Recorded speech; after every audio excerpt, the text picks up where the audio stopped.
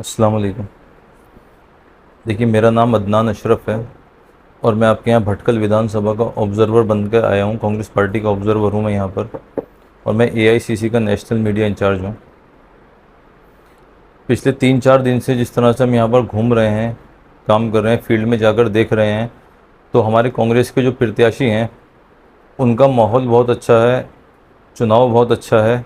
उनकी हर जगह से तारीफ़ है कि वो जनता के बीच में रहते हैं, मिलते जुलते हैं, उनके अच्छे बुरे में सब में शरीक रहते हैं, और उनको लोगों की बहुत ज़्यादा सपोर्ट यहाँ पर हासिल है। जब वो विधायक होते थे, एक बार वो लोगों ने यहाँ के उनको विधायक चुना था, तो उन्होंने यहाँ पर बहुत विकास कार्य कराए। यहाँ सड़कें बनवाई, गलियाँ बनवाई, लाइटें बनवाई, पानी का इंतज़ाम किया, ब्यूटिफिकेशन का काम किया, और वो करीब अपने कार्यकाल में 1500 करोड़ रुपए यहाँ के लिए पास करा कर लेकर आए, जिसके विकास कार्य जो डेवलपमेंट उन्होंने किया है वो सबके सामने है। उसके बाद में किसी कारण से वो लोकतंत्र का हिस्सा ही होता है, वो चुनाव हार गए थे, लेकिन चुनाव हारने के बाद भी वो लोगों के बीच में रहे, लोगों से मिलते जुलते रहे, आते जाते रहे। उन्होंने यहाँ के लोगों को ये एहसास नहीं होने दिया कि मैं अब एमएलए नहीं हूँ। उसी बीच दरमियान में कोरोना जैसी एक त्रासदी से पूरे देश को जूझना पड़ा, सब लोगों की कारोबार भी ख़राब हुए, जानें भी गईं। लेकिन उस बीच में भी जिस तरह से केंद्र की भाजपा सरकार ने अपने देश की जनता से जो वादे किए थे उन पे भी झूठे उतरे। कोरोना काल में लोगों की किसी तरह से मदद नहीं की गई। भारतीय जनता पार्टी ने उस वक्त भी राजनीतिकरण किया पूरा, बीमारी को लेकर भी।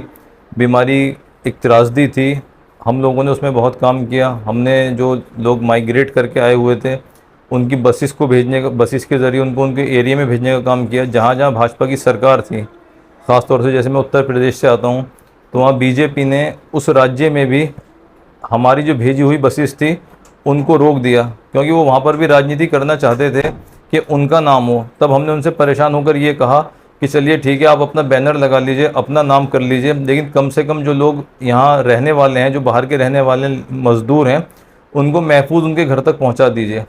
उस वक्त में भी ऑक्सीजन की कमी के कारण सरकार का फेलियर था, लोगों की डेथ हुई।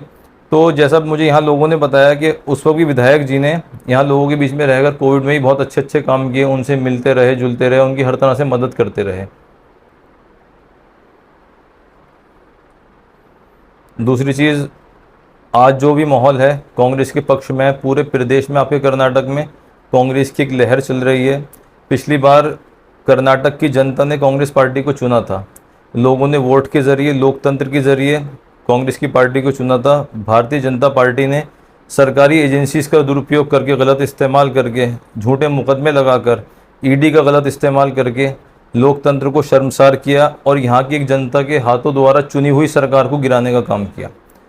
ऐसा उन्होंने, भारतीय जनता पार्टी ने सिर्फ कर्नाटक में नहीं किया, मध्य प्रदेश में भी किया, गोवा में भी किया, आपका कर्नाटक तो है ही उसमें। तो मैं लोगों से बस यही अपील करना चाहता हूँ कि आपका वोट बहुत कीमती है, अपने वोट की कीमत समझिए। आज देश का माहौल भारतीय जनता पार्टी ने बिल्कुल हिंदू मुसलमान करके रख रखा है। जो हिंदुस्तान का एक ओरिजिनल स्ट्रक्चर था, ढांचा था, गंगी जमनी तहजीब थी, हिंदू मुसलमान एक दूसरे से मिलकर रहते थे, उसको इन्होंने नेस्ते नाबूद कर दिया है। सरकारी एजेंसीज़ का गलत इस्तेमाल हो रहा है, लोकतंत्र का ये खात्मा करने पे लगे हुए हैं। बाबा साहब भीमराव अम्बेडकर के बनाए हुए संविधान की जो जब बात की जाती है तो उनकी जयंती को तो मनाते हैं, लेकिन उसके अगले दिन ही संविधान को उधेड़ कर अपना आरएसएस का कानून देश में लगाना चाहते हैं। जितने भी इंस्टीट्यूशंस हैं उसको इन्होंने कब्ज़ा करके रखना चाहते हैं, ताकि इनके लोग बैठें और ये अपने मन चाहे तरीके से जो इनके लाडले लोग हैं उनसे फेवर ले सकें। तो देश का माहौल बहुत ख़राब है, बहुत बुरे दौर से देश गुजर रहा है। महंगाई के बारे में आप सब लोग जानते हैं, प्रधानमंत्री जी वादा करके आए थे कि मैं अगर प्रधानमंत्री, आप लोग मैं बनता हूं तो महंगाई कम करूंगा। आज आप देखिए महंगाई आसमान छू रही है। गैस का सिलेंडर देखिए, पेट्रोल के दाम देखिए, गैस के दाम देखिए, डीजल देखिए, खाने की दाल देखिए, और साथ साथ देश की अर्थव्यवस्था बिल्कुल चौपट हो गई है। प्रधानमंत्री जी कहा करते थे कि जब रुपया की वैल्यू गिरती है, साख गिरती है, तो देश की साख गिरती है। तो आज मैं प्रधानमंत्री जी से पूछना चाहता हूं कि आपका जो वक्तव्य आपने दिया था, तो आज देश की साख किस स्तर तक पहुंच गई होगी, तो वो आपको बताना चाहिए। सिर्फ सड़कों के नाम बदलने से, एक मुग़लों का इतिहास बदलने से, उनकी लिखी इतिहास में जो उनके कारनामे लिखे हुए हैं, अच्छे काम हैं, उनको लिखने से, उनको हटाने से देश तरक्की के रास्ते पे नहीं जाएगा। अगर आपको इतना ही शौक है इतिहास बदलने का तो पहले आप इतिहास लिखना सीखिए। देश आपको याद रखेगा। इतिहास आपने भी लिखे हैं, महंगाई का इतिहास आपने लिखा, नोटबंदी का इतिहास आपने लिखा, हिंदू को मुसलमान से लड़ाने का इतिहास आपने लिखा, हिंदुस्तान की गंगी जमनी तहजीब को ख़त्म करने का इतिहास आपने लिखा, अर्थव्यवस्था को धूमल करने का इतिहास आपने लिखा, न्यायपालिका से जो लोगों को उम्मीद होती थी उसको आपने अपने कंट्रोल में करने का इतिहास आपने लिखा। तो मैं कर्नाटक की जनता से बस यही अपील करना चाहता हूँ, आपके प्रदेश में जिस तरह से आपने पिछली बार कांग्रेस की सरकार को चुना था, इस बार भी आपके प्रदेश में भाजपा के कुशासन से लोग त्रस्त हैं। और पिछली बार मुझे पता लगा यहाँ का, मैं दिल्ली में भी देखा था कि एक कॉन्ट्रैक्टर ने 40% कमीशन की वजह से आत्महत्या की थी, सुसाइड नोट उन्होंने लिख के दिया था। तो भारतीय जनता पार्टी ने किस तरह से उनको कितना मजबूर किया होगा मंत्री जी ने, जो उनको सुसाइड की हद तक भी जाना पड़ा। तो ये भारतीय जनता पार्टी के जो कारनामे हैं, इनकी जो कारगुजारियाँ, ये सब आपके सामने हैं। आपकी चुनी हुई सरकार को गिराया था हमने, अपने समय में विकास कार्य किए, मनरेगा दिया, भोजन का अधिकार दिया, शिक्षा का अधिकार दिया, राजीव गांधी विद्युतीकरण योजना दिया, इंदिरा आवास दिया, तरह तरह की हमारी उपलब्धियां हैं। हमने IIT बनाए, IIM बनाए, एम्स बनाए आपके इलाज के लिए। भारतीय जनता पार्टी ने सिर्फ महंगाई की है, देश को अडानी के हाथों बेच दिया, उद्योगपतियों के हाथों बेच दिया, ये सब आप जानते हैं। तो बस आपके प्रदेश में जो एक लहर है इसको बरकरार रखिए। बहुमत से कांग्रेस की सरकार बनने जा रही है और आप ज़्यादा से ज़्यादा लोग वोटिंग करें, अपने वोट का मतदान का प्रयोग करें और लोकतंत्र के इस जमहूरियत के इस पावन दिन का हिस्सा बनिए। देखिए, जो मीडिया कमज़ोर क्यों है इसके बारे में हर कोई जानता है।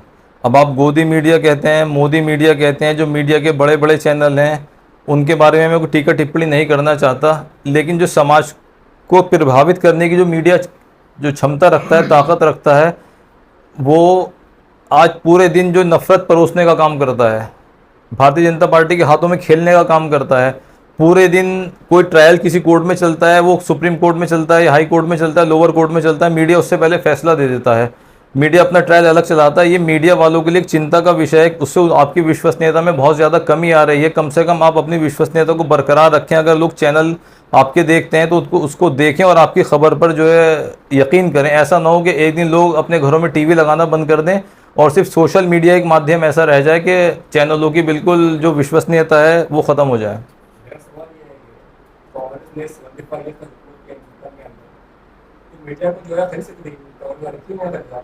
कांग्रेस खरीद फरोख्त की राजनीति ही नहीं करती। हम तो विकास के नाम पर राजनीति करते हैं, सेकुलरिज्म पे राजनीति करते हैं, देश को बचाने की राजनीति करते हैं, विकास कार्य करते हैं। हम लोग इस तरफ नहीं जाते कि हम किसी को खरीदें बेचें। ये सब भारतीय जनता पार्टी का काम है। नहीं, हमारा अखबार है, नेशनल हेराल्ड अखबार था, वो जवाहरलाल नेहरू जी ने शुरू किया था, नवजीवन उसका हिंदी का एडिशन है, उर्दू का कौमी आवाज़ अखबार रहा है। आज आप देखिए उसको भी ईडी के द्वारा किस तरह से सोनिया जी को, राहुल जी को 72 घंटे ईडी के दफ्तर में बिठाया गया, जांच हुई, उसमें कुछ भी निकल के नहीं आया। मैं कर्नाटक की आवाम से ख़ास तौर से मैं भटकल का ऑब्ज़र्वर हूं, तो मैं ये अपील आपसे करना चाहता हूं, गुजारिश आपसे करना चाहता हूं कि जिस तरह से पिछली बार आपने कांग्रेस की सरकार को चुना था, कांग्रेस पार्टी के ऊपर यकीन किया था, कुछ सोचकर आपने यकीन किया होगा, हमारी अच्छाइयाँ देखकर यकीन किया होगा, हमारे पिछले कार्यकाल को देखकर आपने यकीन किया होगा। तो इस बार भी आपके पूरे प्रदेश में दोबारा कर्नाटक में कांग्रेस की सरकार बनने जा रही है, पूरे बहुमत से बनने जा रही है। आप लोग किसी बहकावे में मत आइएगा, हिंदू मुस्लिम की राजनीति में मत पड़िएगा, अपने वोट का अच्छे से इस्तेमाल कीजिएगा। लोकतंत्र का इस दिन का सबको इंतज़ार रहता है। यहाँ के लोग इतने वोट को लेकर इतने सतर्क हैं, जो NRIs हैं वो वोट देने भी आ रहे हैं यहाँ पर, और जो हैं तो वोट दे के जाने का इंतज़ार कर रहे हैं। तो आप ज़्यादा से ज़्यादा वोट कीजिए। भारतीय जनता पार्टी आपको बरगलाएगी, झूठे वादे करेगी, वो सब आपके सामने है। कांग्रेस पार्टी ने जितना विकास कार्य किया है वो सब आपके सामने है। अपने मुस्तकबिल के बारे में सोचिए, अपने बच्चों के बारे में सोचिए, उसको देखकर अपना वोट दीजिए। कांग्रेस पार्टी आपकी अपनी पार्टी, आपके सुख दुख गम में हमेशा शरीक रहती है, तो आप कांग्रेस पार्टी को वोट करिए।